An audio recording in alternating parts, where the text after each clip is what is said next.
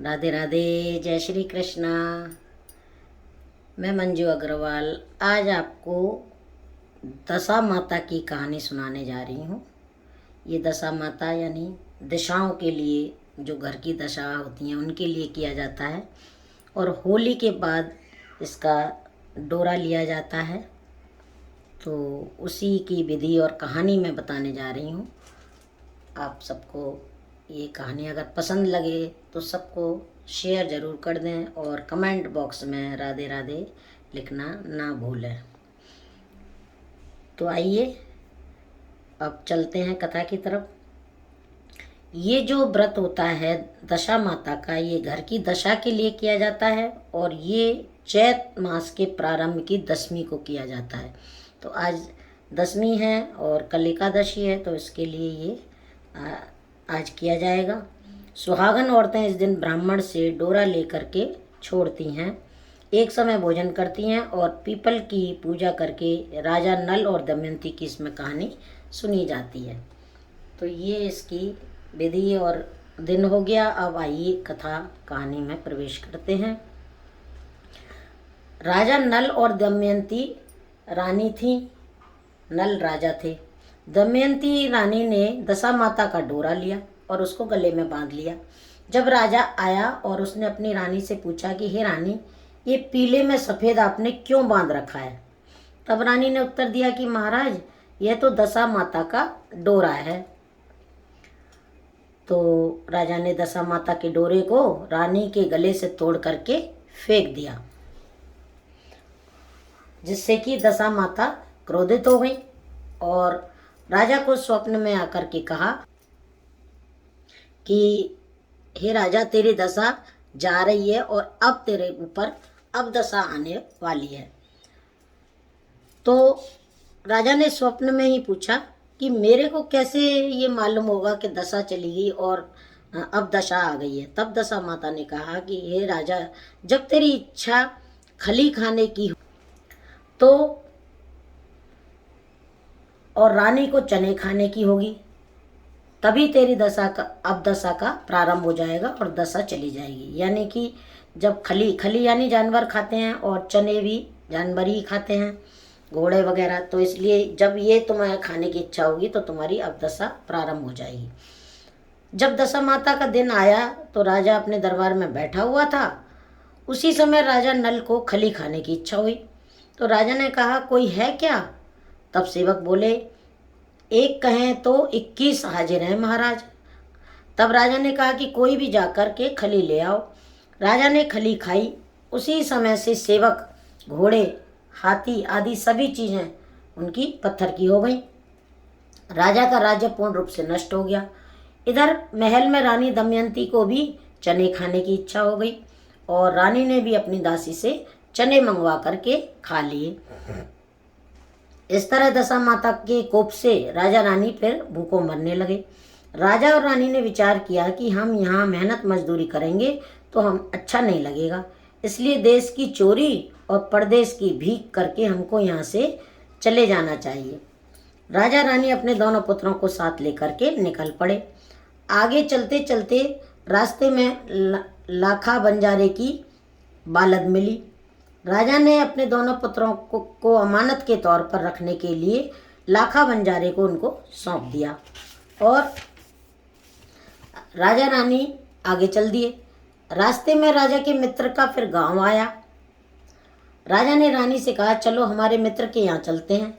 मित्र के घर जाने पर मित्र ने राजा रानी की खूब भगत की, सत्कार किया और पकवान बना करके फिर भोजन कराए। मित्र ने अपने शयन कक्ष में राजा रानी को सुला दिया। उसी कमरे में मित्र की पत्नी का 1.25 करोड़ का हार एक लकड़ी की खूंटी पर टंगा हुआ था और वह खूंटी मोर के आकार की थी।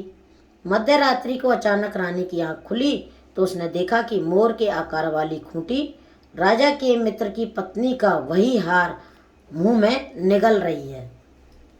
यानी कि खूंटी जो थी वो हार को निगल गई। रानी ने तुरंत राजा को जगाकर दिखाया। यह देख राजा रानी रात्रि को ही वहां से निकल पड़े। ये सभी दशा माता के अपमान का कारण था। प्रातः मित्र की पत्नी ने अपने पति से बोला कि आपका मित्र मेरा 1.25 करोड़ का हार चुराकर रात्रि को ही चले गए हैं। मित्र ने अपनी पत्नी से कहा कि मेरा मित्र ऐसा नहीं कर सकता कि वो हार चुरा कर ले जाए। आगे जाने पर राजा रानी एक माली के बगीचे में पहुंचे। इन दोनों के वहां जाते ही अच्छी फुलवारी जो हो रही थी वो मुरझा गई और सब सूख गई पेड़ पौधे। मालिन बोली, ऐसा ना जाने कौन अपशकुनिया यहाँ आया है जिससे मेरा पूरा बगीचा ही सूख गया। राजा रानी वहां से भी रात को ही निकल कर चले गए। आगे एक कुम्हार के घर गए। उस कुम्हार के यहाँ पर चाक पर सोने के कलश उतरते थे। जब राजा रानी की नज़र पड़ी तो वो टूटे फूटे मिट्टी के कलश उतरने लगे।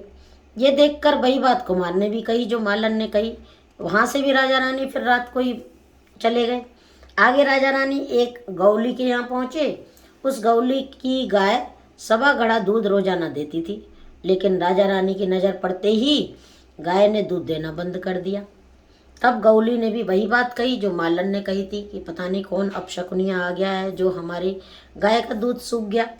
आगे चलते हुए राजा अपनी बहन के गांव में पहुंचे। गांव के बाहर रुककर राजा ने अपनी बहन की दासियों के साथ खबर भेजी कि आपके भाई आए हैं, ये खबर मेरी बहन को पहुंचा दो। राजा की बहन ने अपनी दासी से पूछा कि मेरा भाई कैसी दशा में आया है। दासी ने कहा कि दोनों की हालत बहुत बुरी है, बुरी दशा में आए हैं। ये सुनकर राजा की बहन एक थाली में रोटी व कांदे रखकर यानी कि प्याज रखकर अपने भाई व भाभी से मिलने गई। भाई ने तो अपने हिस्से की रोटी को कांदे के साथ खा लिया, लेकिन भाभी ने अपने हिस्से की रोटी और कांदा उसी जगह गड्ढा करके धरती में गाड़ दिया। आगे जाने पर जब एक गांव में राजा रानी पहुंचे तो वहां का नगर सेठ पूरे गांव को भोजन करा रहा था। राजा ने रानी से कहा कि तुम यहाँ नदी से मछलियाँ पकड़कर भूनो, तब तक मैं भी भोजन की एक पत्तल ले आता हूँ। रानी ने मछली पकड़ी और उसको भूना, लेकिन भाग्य और दशा माता के कारण वो जो मछली थी वो पानी में लहर आई और भुनी हुई सारी मछलियाँ जीवित होकर फिर से पानी में चली गईं। उधर जब राजा भोजन की पत्तल लेकर आ रहा था कि अचानक एक चील ने झपट्टा मारा और पत्तल लेकर वो उड़ गई। चील के झपट्टा मारने से एक चावल का दाना राजा की मूंछ पर चिपक गया। राजा को खाली हाथ और मूंछ पर चावल चिपका हुआ देखकर रानी के मन में आया कि राजा भोजन खुद खा गया है, और रानी को खाली बैठी देखकर राजा मन में सोचने लगा कि रानी सभी मछलियां खुद ही खा गई है। यानी दोनों पति पत्नी राजा रानी एक दूसरे पर शक करने लगे। ये सब दशा माता के कारण हो रहा था, लेकिन किसी ने भी किसी से कुछ कहा नहीं और वो दोनों आगे चल दिए। चलते चलते दोनों रानी के मायके में पहुंचे। दोनों ने अपना वेश और नाम बदलकर नौकरी के लिए याचना की। तब राजा को घोड़े की घुड़साल में और रानी को वहाँ की महारानी का श्रृंगार करने की नौकरी मिल गई। राजा रानी दोनों नौकरी करते रहे। जब 1 साल हुआ और फिर दशा माता का व्रत आया, तब रानी राजा से बोली कि आज की कमाई से भोजन बनाने का सामान ले आना। आज हम लोग अलग भोजन बनाएंगे। राजमहल में आज हम भोजन नहीं करेंगे। राजा भी भोजन का सभी सामान ले आया। तब रानी ने भोजन बनाया और दशा माता के पूजन की तैयारी की। जब रानी दमयंती महल की रानियों के साथ मिलकर दशा माता का पूजन करके पीपल की परिक्रमा कर सबके साथ कर रही थी, तभी दमयंती के पैर से कंकु के पैर बन रहे थे।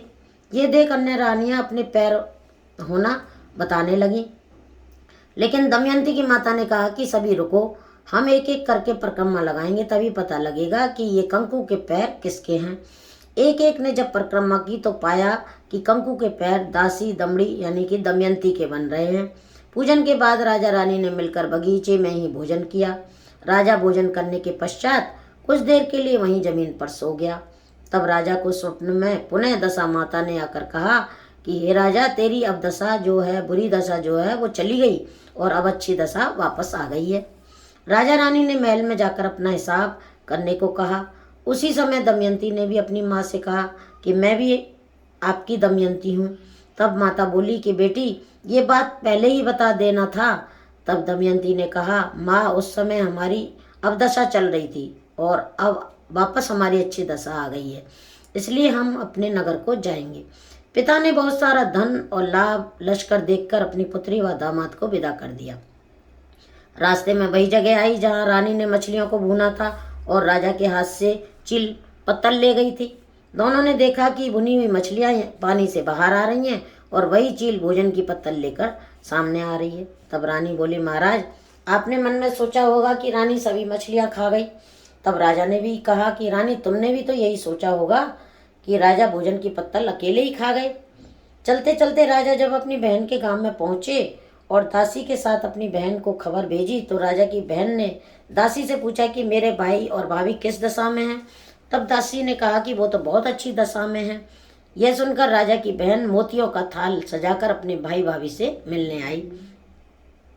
तभी दमयंती रानी ने धरती से प्रार्थना की और कहा, माँ आज मेरी अमानत मुझे वापस दे दो। यह कहकर रानी ने उस जगह को खोदा जहाँ उसने रोटी और कांदा जमीन में गाड़ दिया था। खोदने पर रोटी तो सोने की और कांदा चांदी का हो गया। ये दोनों चीजें राजा की बहन की थाली में डाल दी और आगे चलने की तैयारी करने लगी। राजा की बहन के वो घर नहीं गए। वहां से चलकर राजा गौली के यहाँ पहुंचे तो गाय पर राजा रानी की नजर पड़ते ही गाय ने सवा घड़ा दूध देना शुरू कर दिया। तब गौली बोली, आपके पुण्य प्रताप से मेरी गाय ने सवा घड़ा दूध वापस दिया है। पहले न जाने कौन अपशकुनिया आया था तो मेरी गाय ने सवा घड़ा दूध देना बंद कर दिया था। तब राजा बोले, भाई पहले भी हम लोग आए थे, तब दशा माता के कोप से हमारी अब दशा थी और अब दशा माता की कृपा से हमारे दिन फिर गए हैं। गौली के यहाँ से चलकर राजा अपने मित्र के घर पहुंचे। मित्र ने राजा रानी का पहले की तरह ही सम्मान किया और वही कमरा रात्रि विश्राम के लिए दिया जिसमें राजा रानी पहले ठहरे थे। राजा रानी को तो मोरनी खूंटी के हार निकल जाने की चिंता थी, इसलिए नींद कहाँ से आती। ठीक आधी रात को वही लकड़ी की मोरनी खूंटी पर हार वापस उगलने लगी तो राजा ने अपने मित्र को और रानी ने मित्र की पत्नी को जगाकर दिखाया कि आपका हार इस लकड़ी की मोरनी ने निगल लिया था। आप लोगों ने सोचा होगा कि हम लोग आपका हार लेकर चले गए। प्रातः नित्य कर्म से निपटकर राजा रानी अपने लश्कर के साथ उसी माली के बगीचे में पहुंचे। राजा रानी की नज़र पड़ते ही पूरा बगीचा फिर से हरा भरा हो गया। तब माली ने कहा, आपके ही पुण्य प्रताप से मेरा बगीचा फिर से हरा भरा हुआ है। पहले न जाने कौन आया था कि पूरा बगीचा ही सूख गया। तब राजा ने माली से कहा, भाई पहले भी हम ही लोग आए थे। दशा माता के कोप से हमारी अवदशा होने से बगीचा तुम्हारा सूख गया था। अब हमारे दिन अच्छे फिर गए हैं। वहां से चलकर राजा रानी कुमार के यहाँ पहुंचे। दोनों की चाक पर नजर पड़ते ही वापस सोने के कलश उतरने लगे तो कुमार ने भी पुण्य प्रताप का बखान किया और राजा ने भी अपनी दशा का विवरण सुना दिया। सभी दूर से निवृत्त होने के बाद राजा और रानी लाखा बंजारे के यहाँ अपने दोनों पुत्रों को लेने पहुंचे, लेकिन बंजारन ने इनकार करते हुए दोनों पुत्रों को देने से मना कर दिया और कहने लगी कि ये दोनों पुत्र तो मेरे हैं, और रानी कह रही थी कि ये दोनों पुत्र मेरे हैं। रानी और बंजारन का पुत्र के लिए विवाद सुनकर गांव के कुछ लोग भी वहां जमा हो गए। दोनों का विवाद नहीं सुलझने पर गांव वालों ने दोनों को समझाते हुए एक युक्ति बताई। दोनों ने उस युक्ति को स्वीकार कर लिया। गांव वालों की युक्ति के अनुसार रानी और बंजारन को सूर्य के सामने मुख करके खड़ा होना था और अपने सामने दोनों पुत्रों को खड़ा करना था। जिसके भी आंचल से दूध की धार निकलकर दोनों ही राजकुमारों की मूंछ पर गिरेगी, पुत्र उसी के माने जाएंगे। रानी और बंजारन ने ऐसा ही किया और दोनों सूर्य के सामने मुख करके खड़ी हो गई और राजकुमारों को भी सामने खड़ा कर लिया। यह युक्ति अपनाने पर रानी दमयंती के आंचल से दूध की धार निकलकर राजकुमारों की मूंछों पर गिरी। इस प्रकार सत्य की विजय हुई। राजा रानी दोनों राजकुमारों को लेकर अपने नगर की तरफ चल दिए। नगर वासियों ने दूर से लश्कर को देखकर समझा कि कोई डाकू नगर लूटने आ रहा है। पास आने पर नगर वासियों की प्रसन्नता का ठिकाना नहीं था। जब उन्होंने अपने राजा रानी को देखा, तुरंत ही टूटे फूटे ढोल लेकर नगरवासी राजा रानी की अगवानी करने के लिए चल पड़े। राजा रानी की नज़र पड़ते ही टूटे फूटे ढोल और पाषाण बने घोड़े हाथी सभी अच्छे हो गए। राजा ने अपने राज्य में दशा माता का एक विशाल मंदिर बनवाया और नगरवासियों से दशा माता की महिमा बताई। हे दशा माता, जैसे पहले राजा रानी को कष्ट सहना पड़ा, ऐसा कष्ट किसी को भी ना हो और बाद में जैसे राजा रानी को फले, वैसे ही आपका व्रत करने वाले को सभी को फले। यही आपके चरणों में हमारी नम्र प्रार्थना है। कहने वाले सुनने वाले, हुंकारा भरने वाले, हे दशा माता सबके ऊपर कृपा बनाए रखना। बोलिए दशा माता की जय।